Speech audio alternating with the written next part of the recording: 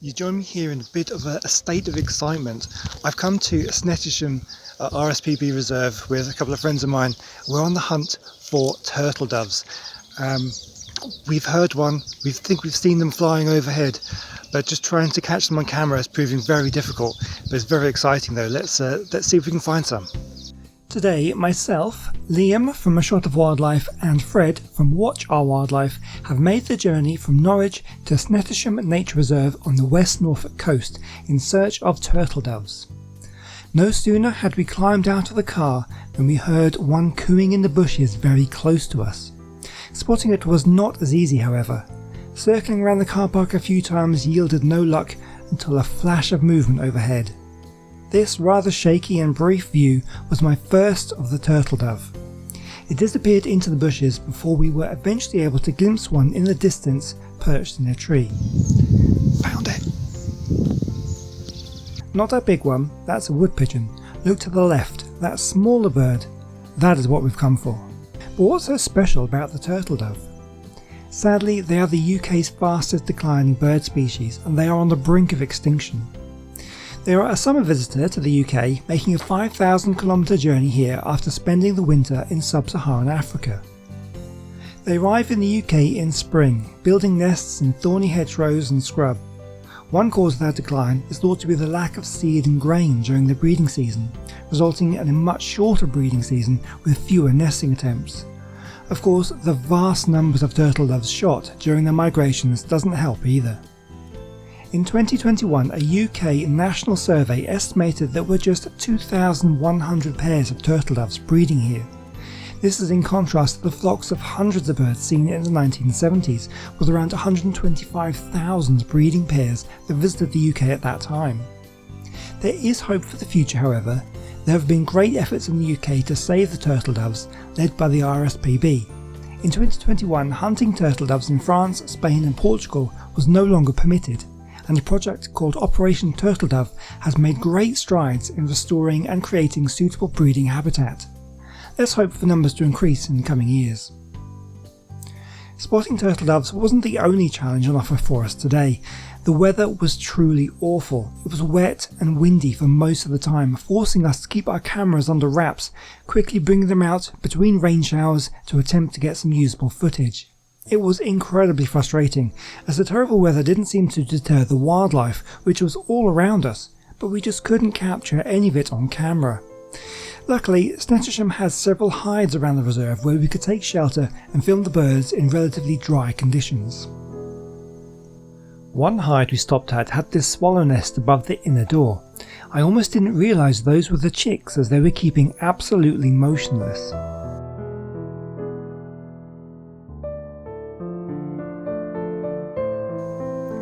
Inside the hide we were treated to some fantastic views of some wading birds, like this flock of spoonbills coming into land.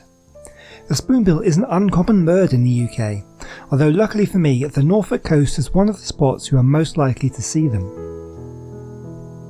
They are heron-like wading birds standing around 3 foot tall with a wingspan of around 4 foot. Their bill is very distinctive, long and shaped like a spoon at the end, from which they get their name. Also in abundance were these black-tailed godwits. These are large wading birds weighing in at 280 to 340 grams with a wingspan of 70 to 80 centimetres.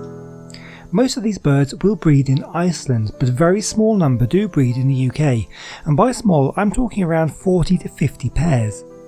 This is in contrast to around 41,000 birds that spend the winter here. Black-tailed godwits form monogamous pairs, and while the individuals may spend the winter apart, faithful couples will arrive at their breeding grounds within 3 days of each other, mate and raise their chicks together. Well, I'd not been at the hide long when disaster struck.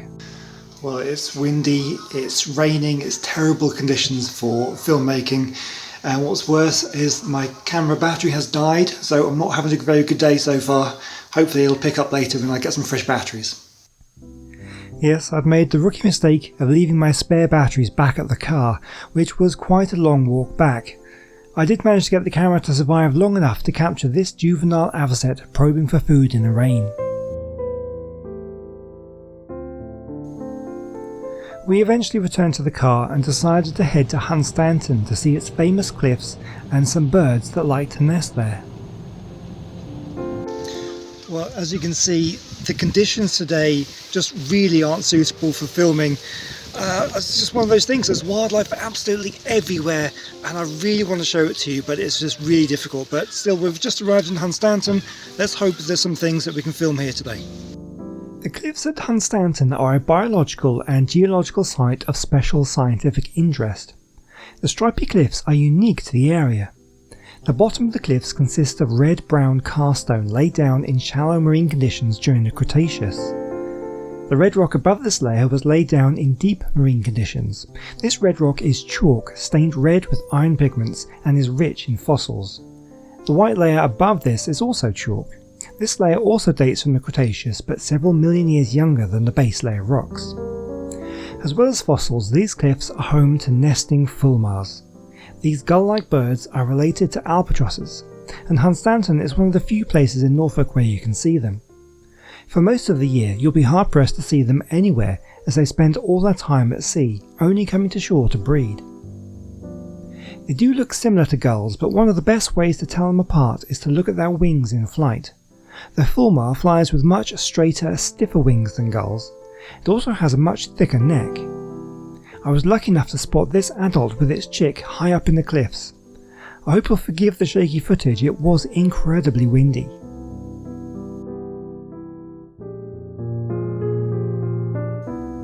The beach at Hunstanton holds not only biological wonders but historical too. This is the wreck of the steam trawler Sheraton, built in 1907.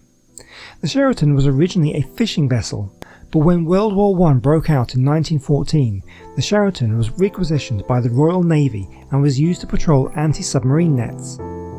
During World War II, it was fitted with a 6-pounder gun and registered as an armed patrol vessel and served along the North Sea coast. After the war, it was painted a bright yellow and used for target practice. It was anchored in the Wash until high winds caused it to break away from its moorings in April of 1947. It came to rest here on the beach of Hunstanton, where it can be seen today at low tide. The rest of the day was spent chasing pigeons, some crackpot idea of Liam's, who wanted to film every species of dove found in the UK in one day. But I'll leave that story to him. I'd advise checking out Liam's channel to see if he accomplished his quest. I'll leave a link in the description. But that's all I have for you today. Well, thank you for watching all the way to the end, it is much appreciated. Please do subscribe if you enjoyed, and I hope to see you very soon in the next one. Goodbye.